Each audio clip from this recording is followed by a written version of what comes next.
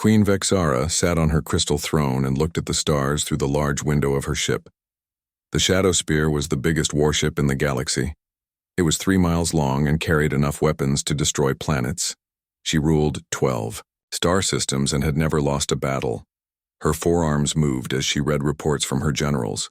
The Zalarians were a proud race. They were tall, with gray skin and large black eyes that could see into minds. They had ruled space for 1,000 years. General Krixtok walked into the throne room. His heavy boots made loud sounds on the metal floor.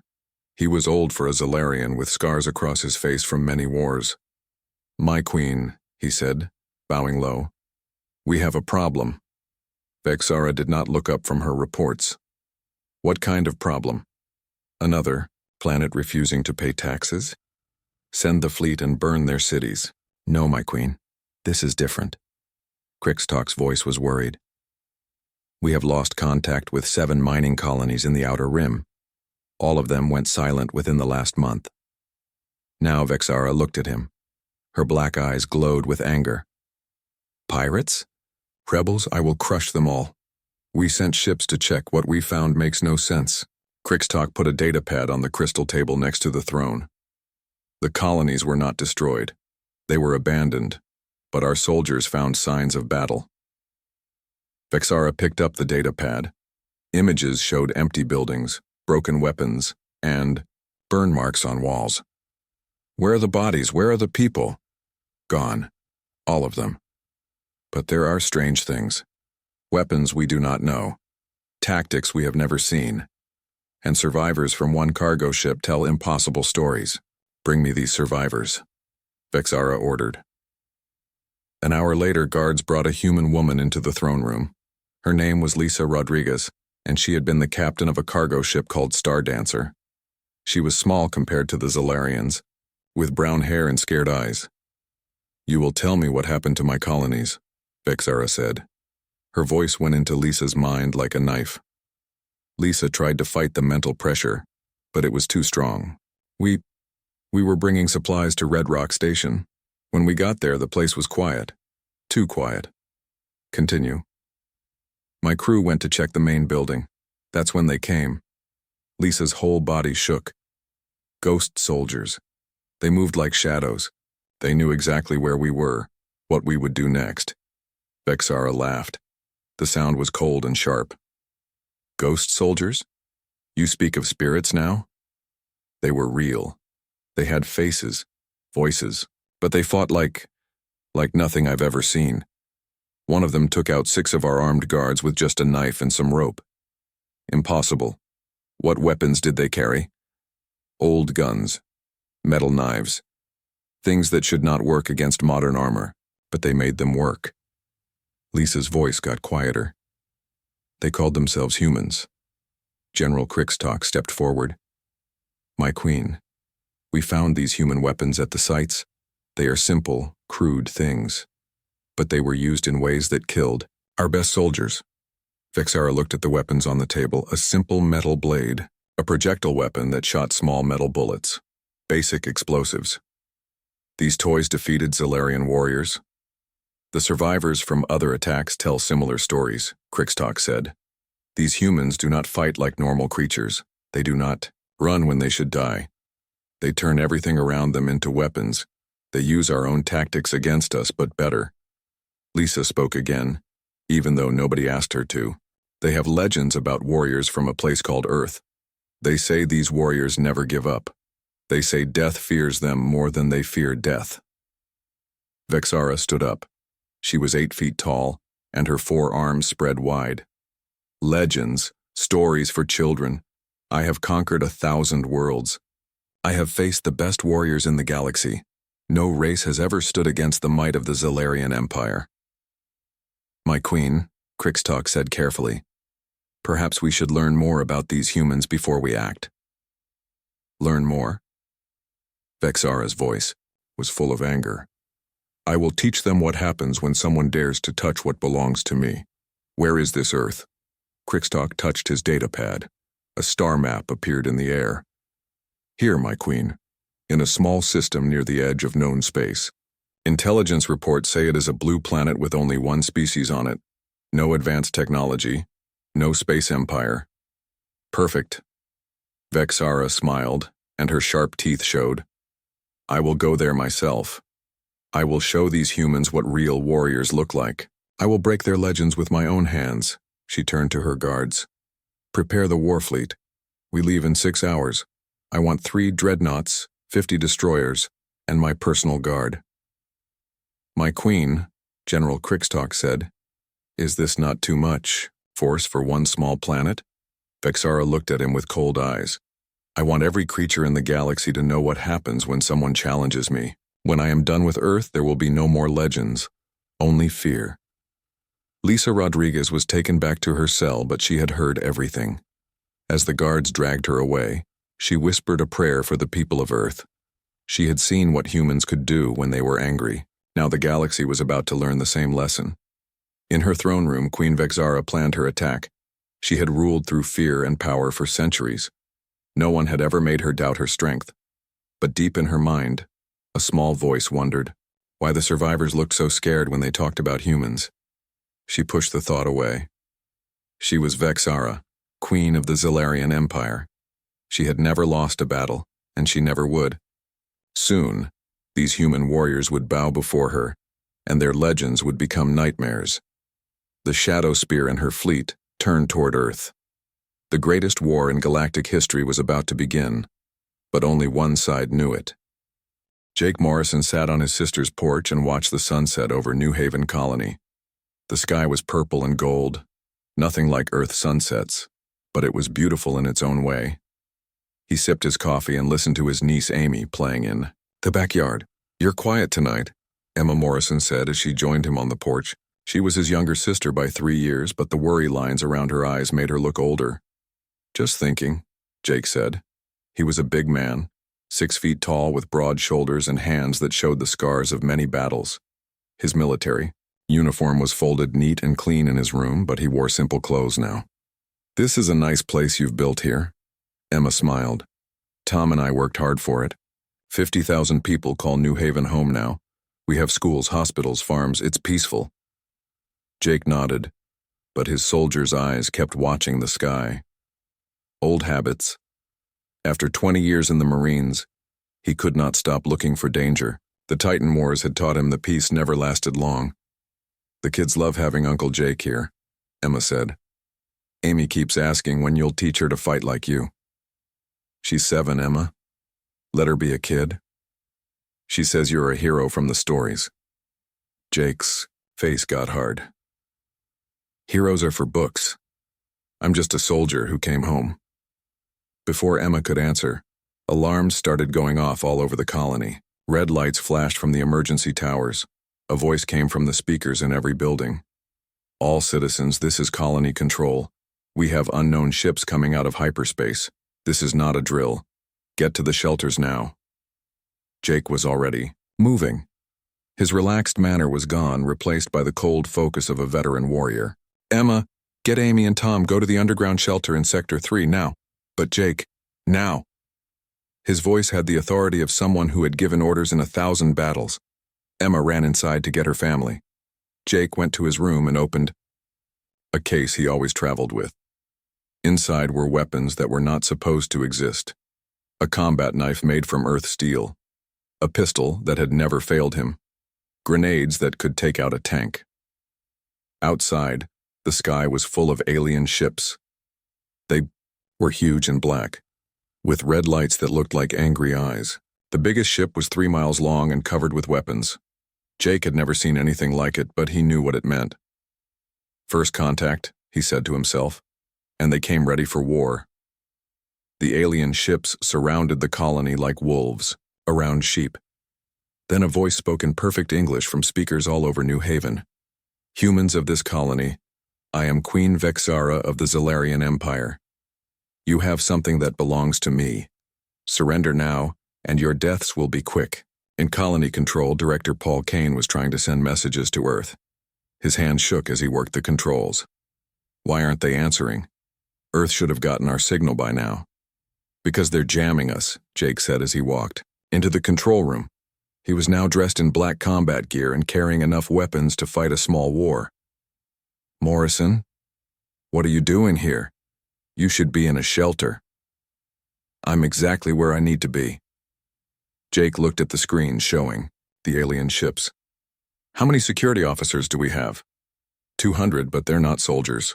They're just police officers and guards. They'll have to do. Send a message to all citizens, tell them to get underground and stay there. Send another message to these aliens. What should I tell them? Jake's smile was cold and sharp. Tell them that New Haven Colony does not surrender. Tell them if they want to fight, they can have one. Paul stared at him. Are you crazy? Look at those ships. We can't fight them. Watch me. The alien queen's voice came again, angry now. You refuse my offer of mercy? So be it. Prepare to die, humans. The first alien soldiers landed in the colony's main square. They were 8 feet tall with gray skin and 4 arms. Each one carried weapons that glowed with deadly energy. They moved like they owned the place, expecting easy victory. Jake was waiting for them. He had turned the square into a trap. The aliens walked into what looked like an empty space, but Jake had placed small bombs under the ground. When the first alien stepped on the wrong spot, the explosion sent 3 of them flying. The other aliens looked around in confusion. Where did the bomb come from? They had scanners that should have seen it. Jake shot the closest alien from a window 2 blocks away. His old rifle sent a metal bullet through the alien's head before it knew what hit it. Then he was moving to a new position before they could find him. Impossible. Queen Vexara watched from her ship as her elite soldiers fell to primitive weapons. How are they doing this? General Crickstock studied the battle. The human is using the buildings as cover. He knows exactly where our soldiers will go next. One human cannot defeat a whole squad. But Jake was not alone anymore. Security Chief Maria Santos had gathered 20 officers and was following Jake's orders.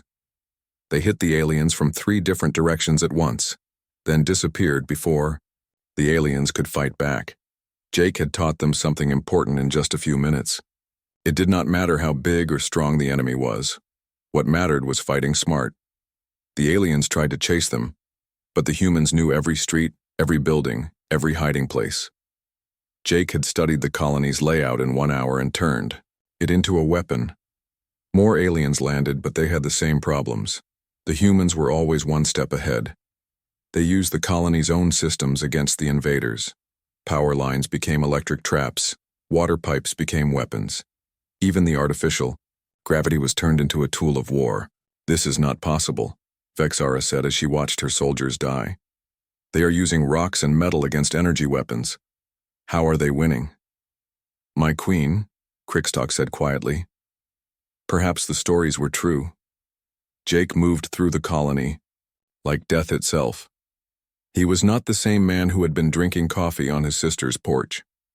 This was Marine Sergeant Jake Morrison, veteran of wars that had made him into something more than human. Every step was planned. Every shot hit its target. Every trap worked perfectly. He had turned 50,000 frightened colonists into ghosts that the aliens could not catch. By the end of the first day, Queen Vexara had lost 100 soldiers. The humans had lost none. In the underground shelter, Emma held her daughter and listened to the sounds of battle above. Where's Uncle Jake? Amy asked. He's doing what he does best, honey. He's protecting us. Outside, Jake looked at the alien, ships in the sky, and smiled. He had sent a message to the galaxy. Earth was not defenseless, and this was just the beginning. Queen Vexara stood in her war room and stared at the reports.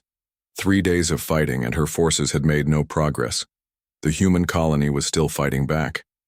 Her best soldiers were afraid to leave their landing ships.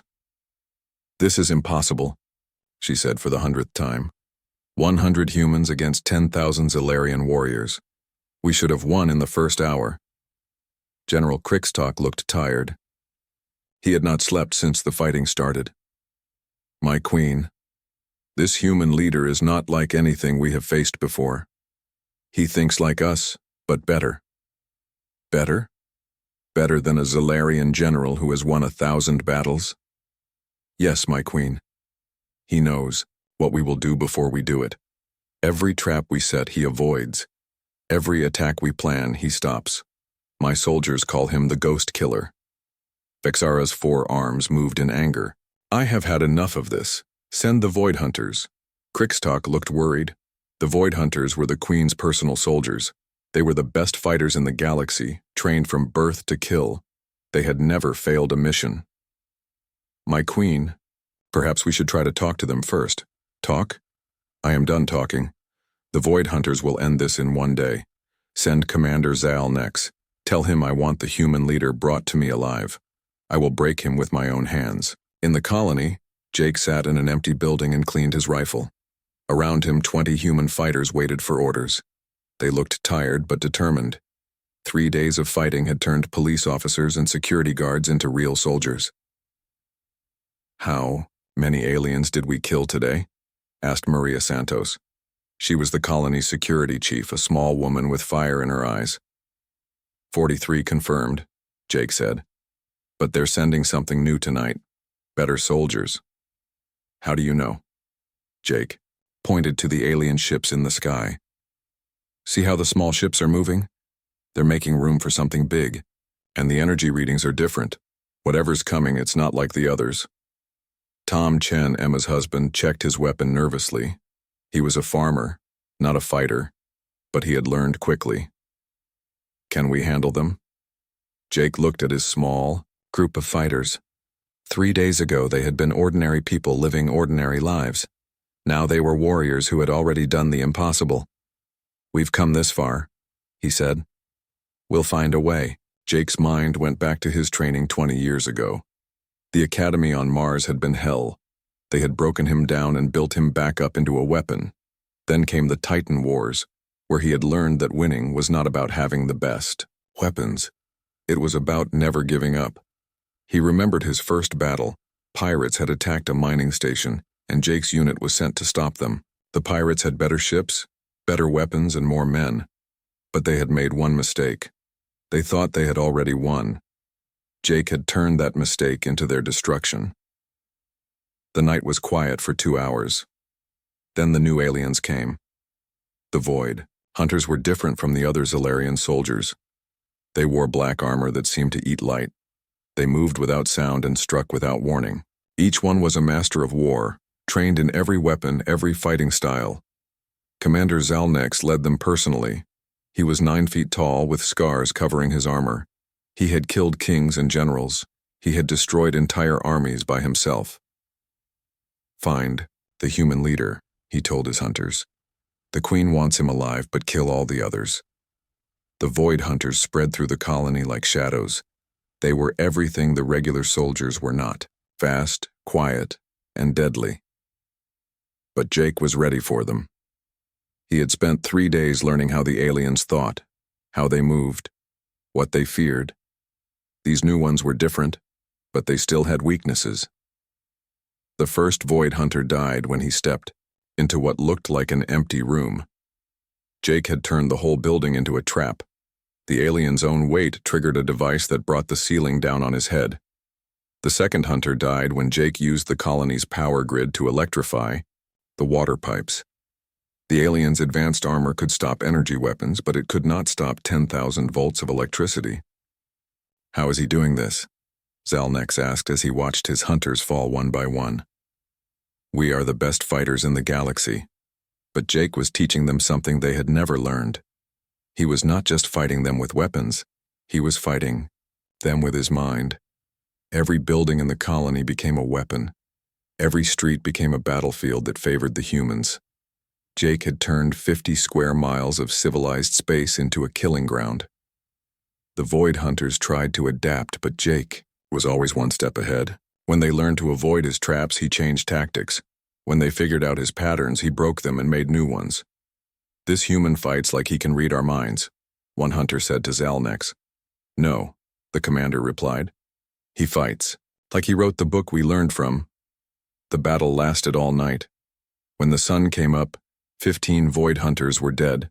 The humans had lost 3 fighters, but they had won again. Commander Zalnex found himself alone in the colony's main square, facing the human leader he had been sent to capture. Jake stood 50 feet away, holding just a knife and a pistol. He looked tired, but his eyes were cold and focused. This was a man who had seen too much war and learned to love it.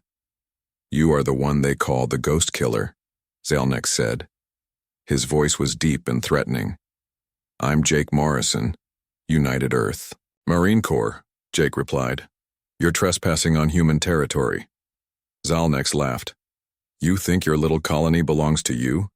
This entire sector belongs to Queen Vexara." "Not anymore." The two warriors faced each other in the morning light. Zelnick was bigger, stronger, and armed with advanced weapons. Jake was just a human with simple tools and an iron will. They moved at the same time. The fight was brutal and fast. Zelnick's energy weapon could cut through steel, but Jake was never where the alien thought he would be. The human moved like water, always flowing around attacks, always striking back. Jake's knife found gaps in the alien's armor. His pistol put holes in places the armor could not protect. But most importantly, Jake fought with something the alien had never faced before: pure, unbreakable determination. Zelnick had conquered worlds, but he had always won through superior force. Jake had learned to win when force was not enough. The fight ended when Jake used the alien's own strength against him. As Zelnick charged forward for a killing blow, Jake stepped aside and helped the alien crash into a building wall. The impact stunned the commander long enough for Jake to finish the fight. On her ship, Queen Vexara watched her greatest warrior fall to a simple human. For the first time in 1,000 years, she felt something she had forgotten: fear. "Prepare. My personal shuttle," she ordered. "I will face this human myself." General Krickstock tried to stop her. "My queen, this is too dangerous." "Dangerous. I am Vexara, queen of the Zalarian Empire. I will show this human what real power looks like." But, deep in her mind, a voice whispered that maybe, just maybe, the legends were true. Queen Vexara's shuttle landed in the center of New Haven Colony with a sound like thunder. The ship was black and covered with weapons. Steam rose from its landing gear as it settled on the broken ground. The queen stepped out wearing full battle armor. She was 8 feet tall with 4 arms and eyes that glowed like stars. Her armor was made from metal that could stop any weapon the galaxy had ever seen. Power flowed around her like lightning. Behind her came 20 royal guards, the Yao, most elite soldiers in the Zalarian Empire. Each one had killed hundreds of enemies. Each one was worth a dozen normal warriors. "Human," Vexara's voice boomed across the empty square. "I am Queen Vexara, ruler of 12 star systems, destroyer of worlds. You have killed my soldiers and embarrassed my empire. Come out and face me." The colony was quiet. Buildings stood empty with broken windows. Streets were full of rubble from the fighting. It looked like a dead place, but Vexara knew better. The human was here, watching, waiting. "I know you can hear me, Ghost Killer. Your people tell legends about warriors who never surrender. Let me tell you a legend about what happens to those who defy me. Still nothing." The queen's anger grew. She had never been ignored before. Jake Morrison watched from a building 500 yards away. He had been studying the queen for an hour through his scope. She was everything the other aliens were, but more, stronger, faster, and much more dangerous. But she had made the same mistake as all the others. She thought this was her battlefield. Jake had spent 4 days turning New Haven Colony into one giant trap. Every building, every street, every piece of equipment had been changed into something deadly. The queen had just walked into the largest killing field in human history. "Maria," he said into his radio. "Are the civilians clear?" "Yes, Jake. Everyone is in the deep shelters. We're ready." "Tom, what about the power grid?" "All set. Every system in the colony is under your control." Jake smiled. It was not a nice smile. It was the smile of a predator who had caught the perfect prey. He pressed a button on his control pad. The street under the Queen's shuttle exploded. Not enough to kill her, but enough to let her know the game had started. The shuttle flipped over and crashed into a building. Vexara looked around in surprise. Where did that come from? Her guards spread out to search for enemies, but the colony seemed empty. Then the second trap triggered. The building behind them collapsed, crushing 5 guards under tons of concrete and steel. Jake had spent 2 days placing charges in exactly the right places. "Show yourself, coward!" the Queen screamed. Jake's voice came from speakers all over the colony. He had hacked into the emergency system and could speak from anywhere. "My name is Jake Morrison. I'm not hiding from you, Your Majesty. I'm hunting you." The Queen spun around, trying to find where the voice was coming from. "Hunting me? I am the most powerful being in this galaxy." "You were. Now you're just another target." The psychological warfare had begun. Jake had learned something important about the Zilarians during the fighting. They were used to winning through fear and intimidation. When someone was not afraid of them, they did not know what to do. He started killing the guards one by one. The first died when Jake shot him from a window 6 blocks away. The bullet went through a gap in the guard's armor that Jake had memorized from studying captured equipment. The second died when he stepped on a pressure plate that Jake had built into the sidewalk. The explosion was small, but perfectly placed. The third died when Jake used the colony's industrial equipment to drop a piece of construction machinery on his head. Each death was different. Each one showed the Queen that her guards were helpless against an enemy who knew the battlefield better than they did. "This is impossible," Vexara said as she watched her best soldiers fall. "He's just one human." But Jake was not fighting like one human. He was fighting like the entire colony was part of his body. Every camera was his eyes. Every computer was his brain. Every piece of equipment was his weapon. He had become something the Zilarians had never faced before, a human who had turned an entire city into an extension of himself. The Queen tried to use her psychic powers to find him, but Jake had learned to shield his thoughts. Years of military training had taught him to control his mind even under extreme stress. "You cannot hide forever, human." "I'm not hiding," Jake's voice said. "I'm right here." The Queen spun around and saw him. Jake stood on a rooftop 200 yards away, clearly visible against the sky. He was not wearing armor or carrying heavy weapons, just a simple rifle and the same black clothes he had worn for 4 days of fighting. "Finally, face me like a warrior." But when the Queen moved toward him, Jake disappeared. Not because he ran away, but because he had planned every move 3 steps ahead. The building Jake had been standing on exploded as the Queen reached it. She flew through the air and crashed into a wall. Her armor protected her from serious injury, but she was stunned. When she got up, Jake was standing behind her. "Surprise," he said. They were alone now. The Queen's guards were dead. Her ship was destroyed. Her army was trapped in their landing craft by the traps Jake had set around them. For the first time in 1,000 years, Queen Vexara was just another warrior facing an enemy who was not afraid of her. "You think you can defeat me?" she asked. Power crackled around her 4 arms. "I have conquered empires. I have destroyed entire species." Jake checked his rifle and looked at her with calm, cold eyes. "Yeah, I heard about that. The thing is, Your Majesty, those other species probably tried to fight you the way you expected them to fight. And you will not?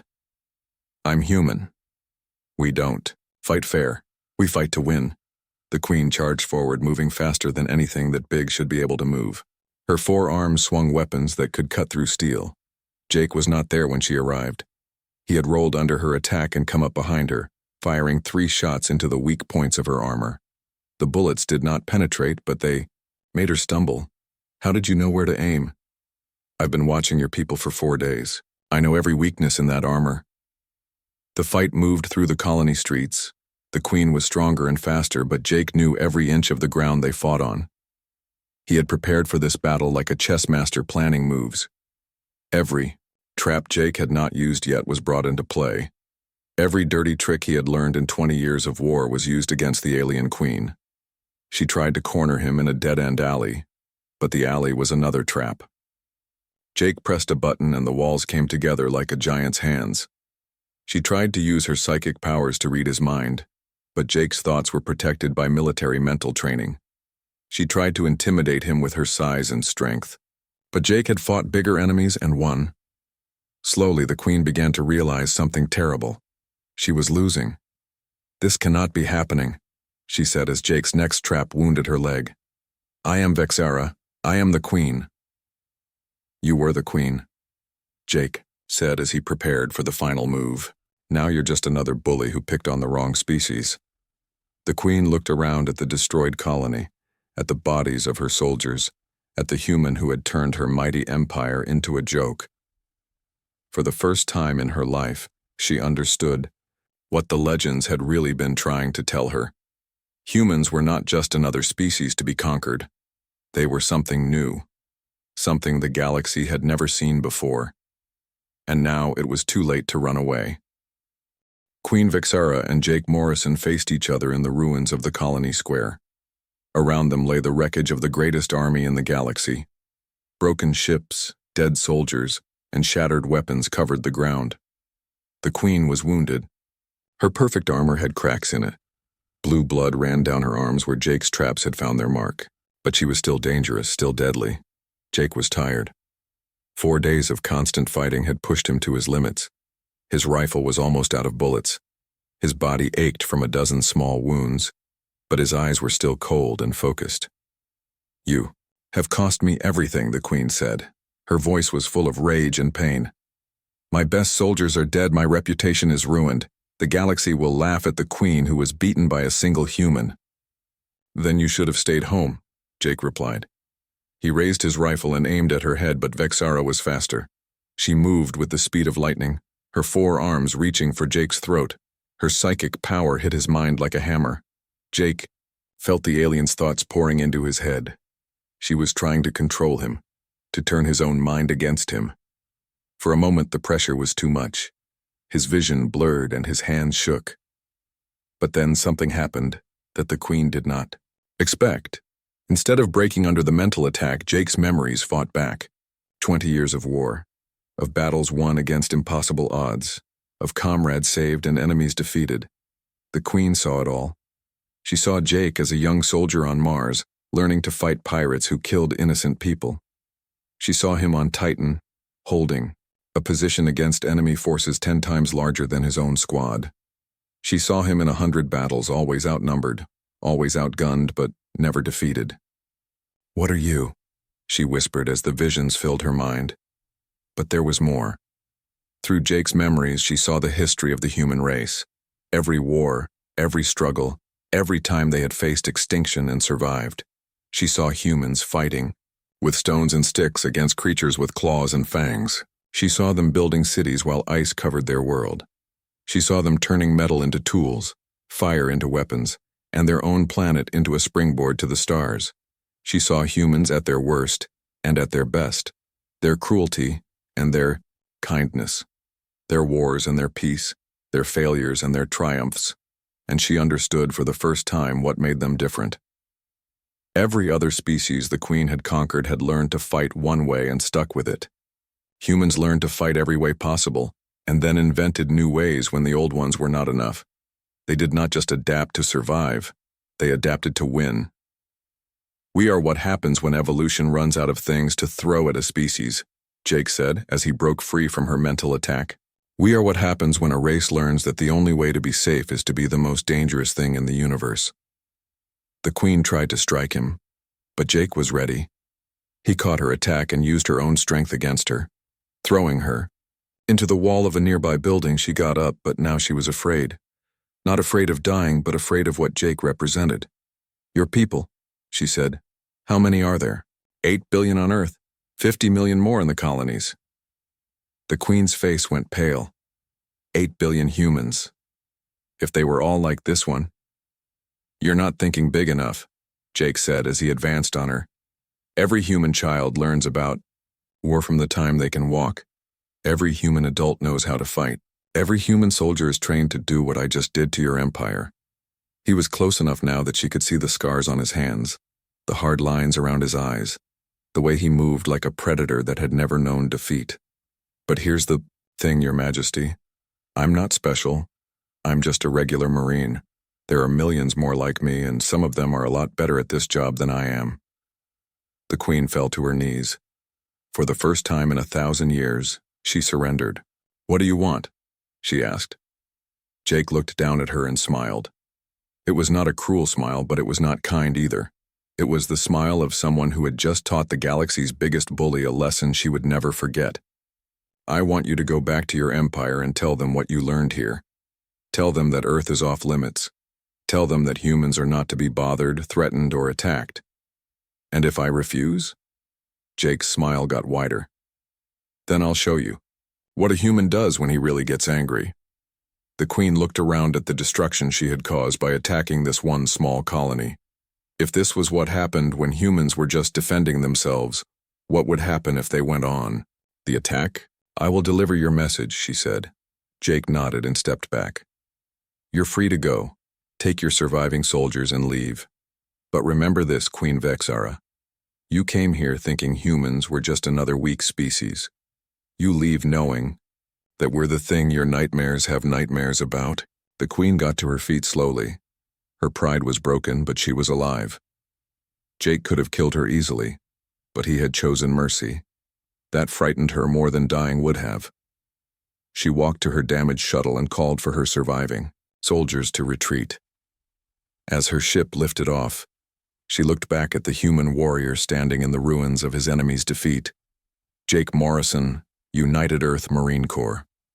She would remember that name forever. In the weeks that followed, Queen Vexara returned to her empire a changed being. She told her generals about the human warrior, but they thought she was making excuses for her defeat. One human cannot destroy a whole army, General Crickstock said. It was not one human, the Queen replied. It was all of them. Every human carries the same fire, the same refusal to give up. The one I fought was not special. He was normal. She issued orders that the Zalarian Empire was to avoid all human territory. No attacks, no invasions, no contact at all. Some of her generals complained, but she silenced them with a single sentence. If you want to fight humans, you can do it without me. But know this. They are the one species in this galaxy that fights. Wars to win them, not just to fight them. On New Haven Colony, Jake helped rebuild what the war had destroyed. His sister Emma found him sitting on their porch again watching the sunset. It's over? She asked. For now, Jake said. But word is going to spread. Other empires will hear about what happened here. Some of them might decide to test us. And if they do? Jake's smile was the same one he had shown the Queen. Then they'll learn the same lesson she did.